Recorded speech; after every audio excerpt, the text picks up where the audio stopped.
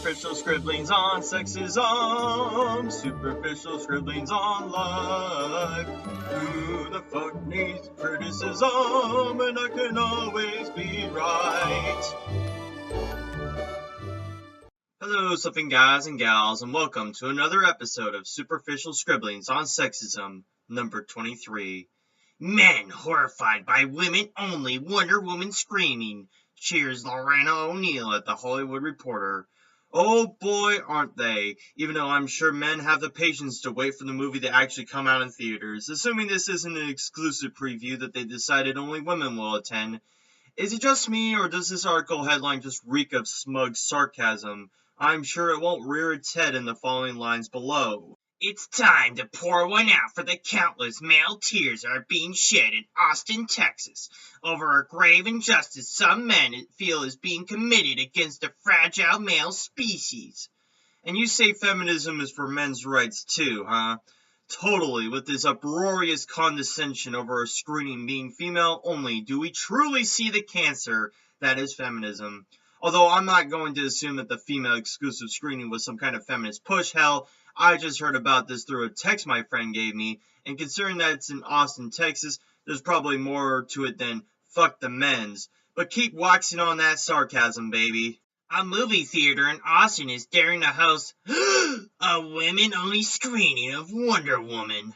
Don't try to act all sarcastic about this, like as if it isn't a big deal. You'd be throwing up a fit and have an aneurysm if the next movie with a male protagonist led had a men-only screening. You act all high and mighty on one side of the court, but when the ball's on your end, you shiver and whimper like the double-thinking cunt you are. This potential threat to world order is tremendous and truly terrifying for some men in Texas, or at least trolls on Facebook, who are absolutely aghast that the Alamo Drafthouse Theater is trying to celebrate the biggest female icon in the comic book world. Sarcasm aside, that's good and all, but why not have the men enjoy the screening too? It seems very counterproductive to your sales figures to exclude half the population of Austin, Texas, mind you, from enjoying a movie that will no doubt be watched by them elsewhere. Granted, it is only one night and in one place, and it's not like there are other venues that have done this gender-exclusive deal before. Ladies' night, anyone? But I highly doubt that men, or even women for that matter, are putting up a big deal about it to begin with. Where will we be able to watch the movie? The men sob. Oh yeah, because I'm sure they never thought to consider the countless number of movie theaters that will inevitably play Wonder Woman, and that they were merely complaining on the principle of a movie theater excluding men from said screening of Wonder Woman, right? And the smug condescension from this hit-piece-spewing journalist can be seen from outer space. At the same exact theater, which is also, of course, showing regular screenings as well. Okay, but maybe you'd be seen as more humble and less of a cunt if you just explain that instead of going pogo on your moral pedestal and laughing at the men who put up a fuss about it to begin with. It kind of makes me think you have a fetish for finding any opportunity to laugh at men's expense, no? But will we ever get our own male comic book superhero, the Man to Spare? Yeah, try almost every superhero ever. Jesus fucking Christ, what a humble, bragging, narcissistic bitch. I'm really starting to doubt that any of these little paraphrases you're making were even remotely used as an argument against the all-female screening, and just you projecting your own petty self-interest as more important than theirs because women is greater than men. But of course, feminism isn't about making women superior to men. No, no, no. In reality, the reactions are much more predictable. What you mean to say is, in reality, they are more innocuous than we expected, but since we need to spew articles at every hour, on the hour, we need something to light a fuse on this clickbaity article headline. The Drafthouse invitation reads, "Apologies, gentlemen, but we're embracing our girl power and saying no guys allowed for one special night at the Alamo Ritz." Yeah, I've read the Alamo Drafthouse's special women-only screening, and while it is only for one night and in one place, I still can't shake the idea that in order for women to feel empowered, men need to exclude themselves from the event. Not to mention that they kicked out their own staff of men from the screening, which I'm sure will cause no problem because the Alamo Drafthouse just have as many women as they do men working there. Like, imagine if my work decided only the women were working one entire 24-hour circulation. We only have 3 women out of 13 employees working there. They'd all have to work 24 hours from morning until next morning. but boy, isn't that mighty empowering of them, isn't it? And when we say people who identify as women only, we mean it. Everyone working at this screening, venue staff, projectionist, and culinary team will be female. So if that's the logic we are going with, people identifying as female only, then any of these men could just go to the venue and say that they are a transgender female. Not like they could argue against them, because that means they are bigoted and or have to realize that being 32 genders is just as ridiculous as me saying I identify as an attack helicopter.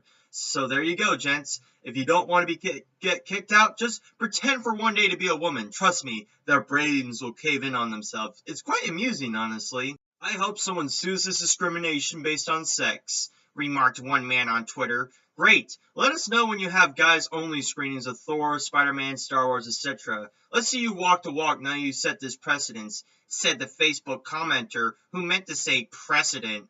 Actually, Miss Smartass, he actually used the right inflection of precedent, not that you care anyway, since the two comments, whether men or otherwise, are making extremely good points. If it's no big deal to you that we have a women-only event for one movie in particular, then the same should be true for men. But I know exactly how you and all the fake news journos are going to respond.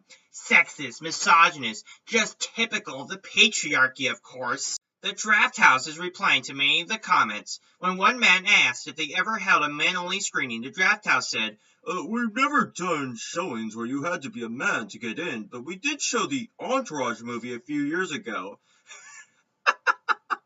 Like, as if that fucking counts. Imagine the opposite where you said, "We've never done showings where you had to be a woman to get in, but we did show the Sex and the City movie a few years ago." Yeah, sure, those movies are overwhelmingly going to have one gender go to see it, but the opposite sex can still go to see the movie if they so please. This is what bugs me about this screening. How exactly is this screening going to be productive or financially successful in any way? They're inevitably going to cut out their staff by 2/3 roughly, and potentially lose 2/3 of sales from sold tickets of Wonder Woman because men still watch comic book movies in general more than women do, be it female or male protagonists, all in the name of bullshit empowerment for the sake of it.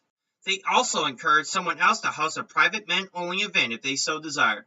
So basically, Alamo Drafthouse are aware of the flack they get if they were to do that, but they don't have the courage to face their convictions in regards to it, so they try to encourage someone else to take that bag of rocks for them. What fucking cowards. Either you do it and stay true to your principles, or just admit that this was a really shit marketing decision, or virtue signal on your end, you pompous dipwits. There were also some men who voiced their support of the event. "This is a great idea and I will see it another time," said one commenter.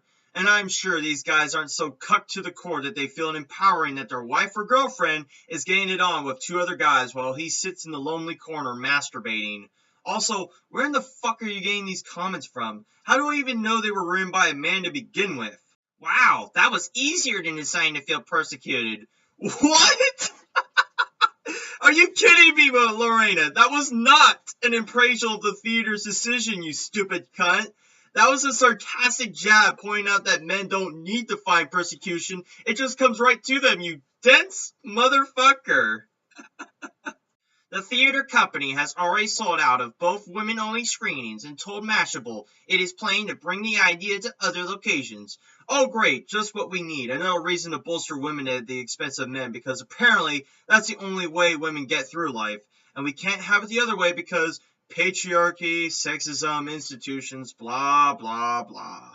That providing an experience where women truly reign supreme has incurred the wrath of trolls only serves to deepen the belief that we're doing something right, creative manager Morgan Hendricks told the publication. You know that line, "Don't feed the trolls"? Yeah, not only did you do that, but you think it's a good idea to keep feeding them exactly what they want, your reaction to them. You do realize that when you treat trolls with as much sincerity as everyone else, you are in fact validating them more than they you? As a result, we will be expanding the program across the country and inviting women everywhere to join us as we celebrate this iconic superheroine in our theaters. Well, shit, maybe they should have jumped on this idea when Ghostbusters 2016 came out. Then maybe it wouldn't have sold so poorly that Rotten Tomatoes were so desperate to give it a certified fresh review when it didn't deserve that, nor its average 60 to moviegoers. Wait, did women happen to hate this movie too?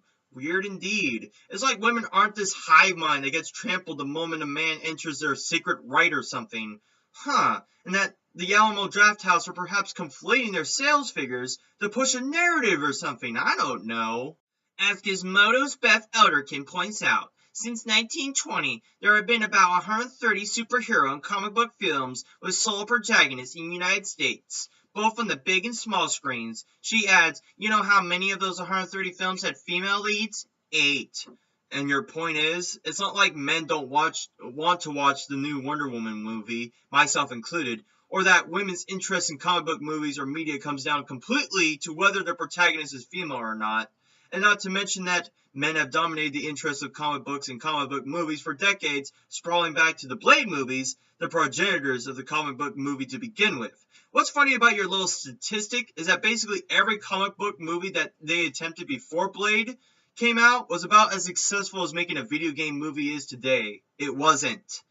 And ironic that one of those movies that happens to fall within that bell curve was a Wonder Woman movie made in 1975. Surprise, surprise. But oh, I'm sure that ostracizing the men from a media that was fine for everyone to enjoy, just that men enjoyed it more, won't totally backfire on your ass like it did with Marvel Comics or the video game industry for that matter. But yeah, the real issue is whether the men are getting their due. Got to twist the knife just one more time before ending on this sour note, didn't you, Lorena? And the do isn't whether there are comic book movies with male protagonists. It is this idea that it's completely fine to exclude men to the benefit of women, but not if the other way was to occur. It's this blatant double standard that you don't seem willing to point out that perhaps has infuriated some of the people in regards to this decision by the Alamo Drafthouse, and not that women want to enjoy themselves in their media. They've always been welcome to, it's just that they simply don't enjoy that media to begin with, and throwing more female faces on the poster isn't the way to do so, unless you think that's the only way that women can ever enjoy anything, since that's how you measure everything around you by. Well, that's it for this episode. I got plenty more videos to upload after this one, considering the wave of retardation that is seeping in my hometown of Portland.